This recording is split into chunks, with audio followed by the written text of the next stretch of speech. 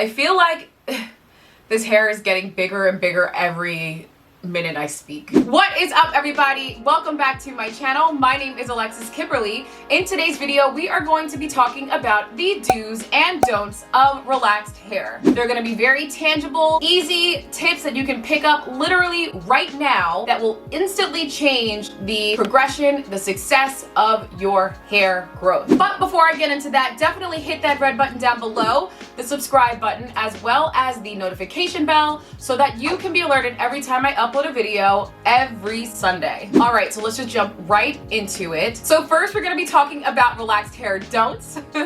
And the first don't is don't let your relaxed hair get dry before you decide to moisturize your hair. Sometimes we wait until we feel our hair physically dry and brittle before we say, oh, okay, let me go into my cupboard or drawer or whatever and grab my moisturizer and moisturize and seal my hair. You just forget one day to moisturize, you're just super busy and it just slips your mind, and then next thing you know, you're touching your hair and it feels super dry, it's breaking, it's brittle, and that's when you decide, oh, yes, I gotta go and moisturize my hair. That's what I want you to not do. I'm guilty of it too, so this is no judgment here, but it really is better to be proactive rather than reactive, because the moment that you let your hair get dry, the moment it starts really becoming in deprivation mode, it is deprived of the moisture that it needs. So it becomes much more prone to breakage in that state. So we really want to make sure and stay on top of our moisture routine so that we don't let our hair get to the point where it's snapping before we realize that we need to go back and moisturize and seal. Now, the next relaxer don't is don't skip protein and rely solely on moisture in your routine. Now, I know that a lot of people say that they're protein sensitive, that their hair doesn't react well to protein treatments, and I hear ya. Thinking holistically, your hair is comprised of protein. It needs protein in order to repair itself, in order to restore the natural strength of your hair. So protein is a necessary component in your hair journey. Relaxed hair by nature is in a state of stress. It's been chemically treated, it's been processed. Perhaps you have color in your hair as well, so it's been doubly chemically processed. So we really need to do what we can to restore that protein, that strength in our hair. And in truth, too much moisture is damaging. That's why everyone continues to say, maintain that protein moisture balance, because it's true. If your hair has too much moisture in it, that's just as damaging as having too much protein. Because when your hair has too much moisture, it gets too soft, it's too mushy, it loses its elasticity, its ability to elongate and come back to its normal state. So all of that is important, and if you have too much moisture in your hair is not getting that balance that it needs to maintain that elasticity. And with that being said, it's really important to read your labels on your deep conditioners, your conditioners, your moisturizers, because they give you instructions on how to moisturize your hair. Deep conditioners will say on the back in the instructions, leave this on for 30 minutes. If it says leave this on for 30 minutes, guys, leave it on for 30 minutes. Listen to the manufacturer's instructions. They are giving you that instruction for a reason, because there is potential for over moisturization of the hair. I know that it's tempting to leave your deep conditioner on overnight. If it says, hey, you can leave it on for longer as desired, go ahead, do your thing. But if it specifically says, leave this on for 30 minutes, trust the manufacturer. And now the next tip is very simple and straightforward. Don't over manipulate your hair.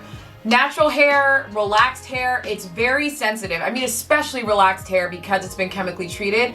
It really is very sensitive to manipulation. It's very fragile. So really keep your brushing and detangling and styling to a minimum. I really do believe in a minimalist approach to your hair journey. The less your hands are in your hair, the better.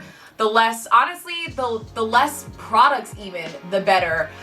Really staying tried and true to products that work for you and styles that work for you. Definitely doing some protective styles during the week just to keep your ends off of your shoulders and your hands out of your hair. Hence my little protective style that I've got going on here. Like really, you really do want to make sure that you are reducing your manipulation, taking time when you're detangling. Definitely don't rush through that. Do not decide that you're going to detangle your hair when you're about to go out and meet somebody somewhere and you have an appointment at a certain time. Like, you want to really take your time to moisturize, detangle your hair properly. And another don't is don't skip heat when doing your deep conditioning treatments. Now, I'm guilty of this as well. I've said this in prior videos. I didn't really used to use heat because I'm just always on the go, and using any other like tool on my head to assist in my wash day, like, save it, I don't want it. But I really do see the value in using heat during your deep conditioning. It really does open the cuticle and allow the moisture treatment to get into your hair to penetrate your strands. So absolutely, I actually just purchased a steamer and I'm planning on using it during my wash days weekly. So I will keep you guys posted on how I like it, where I got it, and if I would recommend it. But just putting a product on your hair not always is going to really facilitate the product enough to really penetrate the hair. So to the extent that we can assist in that process, i.e. heat, we definitely should be doing that. Moving on to relaxer do's. This is the more fun and positive side, right? So the first relaxer do is to moisturize your hair at night. Now, it's very easy for us to kind of just say, I'm tired, I'll moisturize in the morning, it's not gonna make a difference as long as I just do it. No, it does make a difference. Moisturizing your hair at night absolutely makes a difference, because for a couple of reasons actually. For one thing, it allows your hair the time to really soak up that moisture, soak in that product, really be sealed by your oil, and just be fresh and new and ready to go in the morning. That is a big deal, because when you just put on a moisturizer in the morning, if it's hot outside, say, the elements will actually remove the water from the product in your hair. And so it won't have the same effect as it would if you allowed that moisture to really penetrate your hair before you go out into the elements. Have you ever noticed that when you go out in the sun and your hair just like, you moisturize your hair in the morning and yet by the afternoon it still feels super dry, like rough to the touch, doesn't feel like you really did anything? That's because the air is always trying to steal your joy and your moisture, honey. So any opportunity it has to take that moisture out your hair, it will. So definitely moisturize at night for that reason, because it will allow the hair that opportunity to absorb the moisture. And then the other thing is you really want to do it at night, because then there's less friction when you're moving at night. I'm moving all over the place when I am sleeping. So I know that in addition to wearing my silk scarf or my bonnet, I really need to moisturize my hair at night, because it's going to provide that extra slip to reduce the friction in your hair. If you've got straw on your head when you're about to go to sleep and you're laying on your pillow and you're rolling around and going all over the place in your bed, that's all kinds of friction. You're about to start a fire, honey. Like, no, I'm joking, but that is the analogy, right? Like, if you have moisturized hair with a nice oil on it to seal, then it's got that slip, and it's not going to dry your hair out nearly as much, if you just did it in the morning. So definitely moisturize your hair at night. The next relaxer do that I would suggest is to really pay attention to the sheen of your hair. This was not something that I even really looked at before, but now that I'm like in the groove of my relaxed hair journey and I'm really starting to notice the difference in the luster of my hair lately is much more shiny than it ever really was. I'm really recognizing how important it is to pay attention to that. Healthy hair shines. If your hair is healthy, that means that your cuticle is lying flat, your hair is reflecting the sunlight and it's going to shine. But as a quick science lesson, in case people don't know, your hair is comprised of these scale-like cuticles that can sit up like this. In an ideal circumstance, your hair strand would have flat cuticles like this all the time. Your hair would feel super smooth, your hair would be shiny, but when it's raised like this, usually it's due to some sort of chemical process or over manipulation. When you relax your hair, your cuticle raises. When you dye your hair, your cuticle raises. And when your cuticle raises, it doesn't reflect the same kind of light as when your cuticles are lying flat. It is an indicator that your hair is in a healthy state. The next relaxer do that I would suggest is doing regular elasticity tests. Now, this is not like a coin thing or anything, but this is just something that I personally do just to make sure that my hair is in good balance. So I will take a shedded hair from my head, and I'll take that shedded hair and I will take my 2 fingertips at either end of that hair and just lightly tug like this. And just see, for one thing, see the elasticity of my hair. See how easy it is for my hair to revert back to its natural shape and form.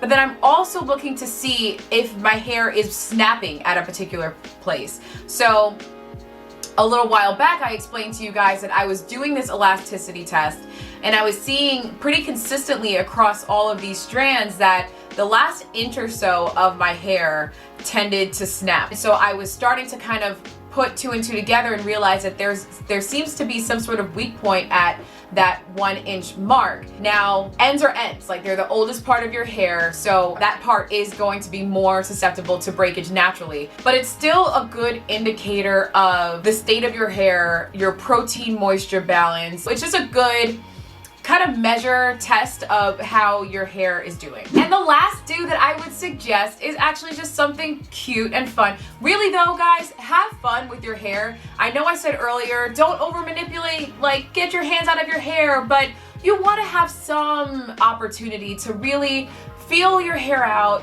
fall in love with your hair, style your hair the way that you want to style it, because when you are in love with your hair, my dog is very disrespectful right now. When you are in love with your hair, you're just gonna be so much more motivated to take care of it. When you have this like negative relationship with your hair, you're gonna be like, moisturizing, who's got time for that?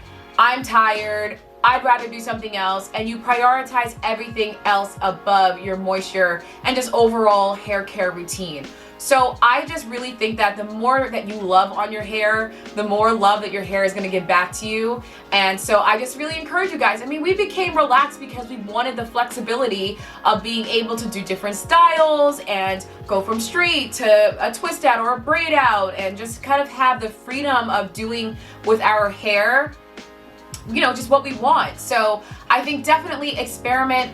Tap into that, really just like re-fall in love with your hair, because it really does make a difference in your just mental state and mindset when you approach your hair journey. So have fun with your hair. So those are my do's and don'ts of relaxed hair. These tips obviously can apply to natural hair as well, but you know, as relaxed girls, we definitely do have some things that are particular to our experience that I just wanted to share with you guys. So I hope that you liked that. If you did, then definitely hit the like button, because it helps my channel, helps me reach more people, and your support is always welcome. I mean, you guys are just so, I could literally go on my soapbox every week and like just say how grateful I am for you guys, because like there's a set of you who are just like ride or die, like are always there, always commenting, always liking, like, and I just appreciate you guys so much. You really have no idea, because it takes a lot to do this. So to just feel appreciated is just such a great feeling. So thank you, I appreciate you guys. But yes, if you like this video, then definitely hit that like button, hit the subscribe button down below so that I can share my message with more people. And also hit that subscribe button, the red button down below, and the notification bell, because sometimes YouTube be disrespectful and not showing you guys my videos. I see you, YouTube, but we're forever grateful nonetheless. But yes, support your girl, and yeah, I will see you guys next week. And until next time, guys, I will see you all in my next video. Bye, guys.